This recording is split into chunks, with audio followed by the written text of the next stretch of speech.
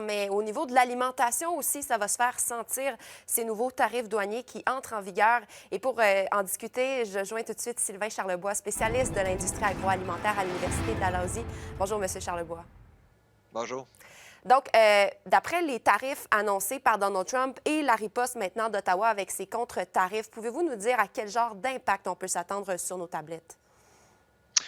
Bien, on attendait la liste là, d'Ottawa. Oui, Elle est sortie il y a quelques heures. Là. On a très vu longue là, liste. très longue liste, effectivement. Beaucoup, beaucoup de produits alimentaires. On cible, dans les fruits et légumes, on cible les agrumes. Donc, Floride, agrumes, bien Mhm, sûr, et c'est l'État de M. Trump, là, donc c'est une cible extrêmement politique. Mais à part de mhm. ça, il n'y a pas d'autres fruits et légumes.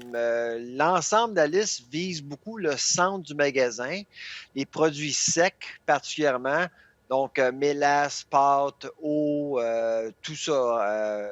Donc, sauce.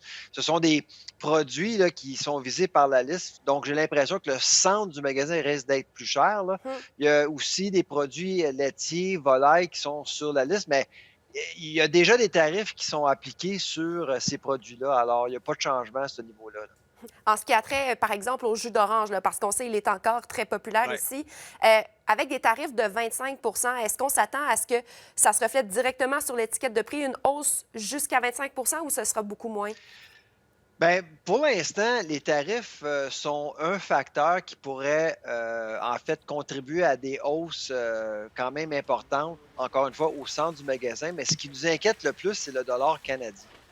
Le dollar canadien, là, dès demain, lundi, les marchés vont être ouverts et c'est là qu'on va voir la faiblesse réelle du dollar après l'annonce de Hmm. hier. Et si le dollar chute, c'est là qu'on risque de voir plusieurs catégories être affectées puisque le pouvoir d'achat de nos importateurs, là, comme Provigo, IGA, Métro, tout ça, ben, ça va leur coûter plus cher.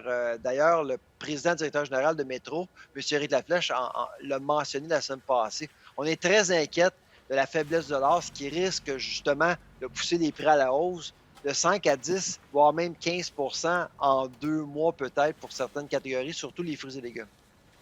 Donc, si les tarifs, bien, les tarifs vont entrer en vigueur ce mardi, mais ça pourrait prendre environ 2 mois avant qu'on le voit.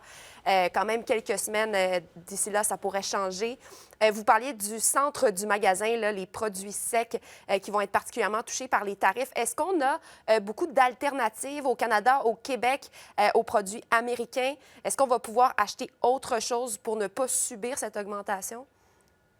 Moi, j'ai rien vu sur la liste où il n'y a pas de substitut.